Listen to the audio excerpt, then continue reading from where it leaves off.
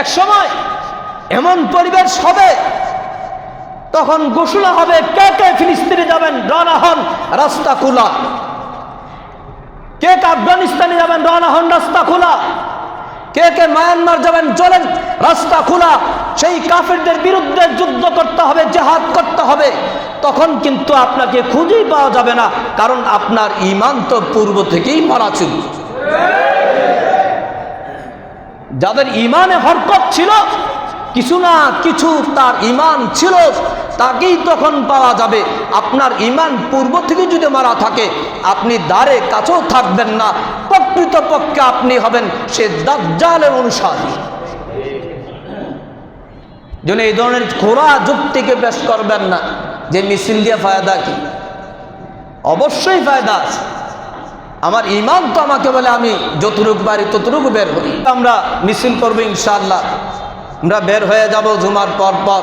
সবাই ঈমানই টাকা যায়, একটু যাবেন, অংশগ্রহণ করবেন ইনশাআল্লাহ। আরেকটা বিষয়, সেই ইসরায়েলের পণ্যগুলো আমাদেরকে বয়কট করতে হবে, যেটা আমাদের সাধ্যে আছে এতটুকু করি।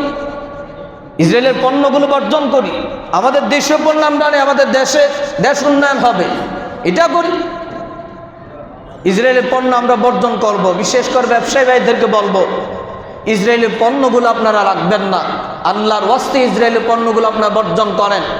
কারণ যারা শাহাদাত বরণ করতেছেন, তাদের রক্ত আপনার রক্তের চেয়ে তাদের রক্তের মূল্য কম নয়।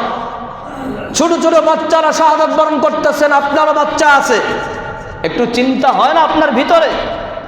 আপনার এই টাকাগুলো কিন্তু ওখানে যায়, এগুলি তাদের একটা পুঁজি। এগুলি দিয়ে তারা সেই তেল কিনে, ওই তেল দিয়ে তারা বিমান চালায়, বিমান দিয়ে গিয়ে হামলা করে আক্রমণ করে। আপনি যদি বলেন আমার একা বর্জন করলে কি হবে, ওইটা চিন্তা আনবেন না। আপনার ঈমান আপনি পালন করেন। সবাই যখন নিজের ঈমান নিজে পালন করবে, ঈমানি দায়িত্ব, এমনিতেই কাফেররা চাপে পড়বে।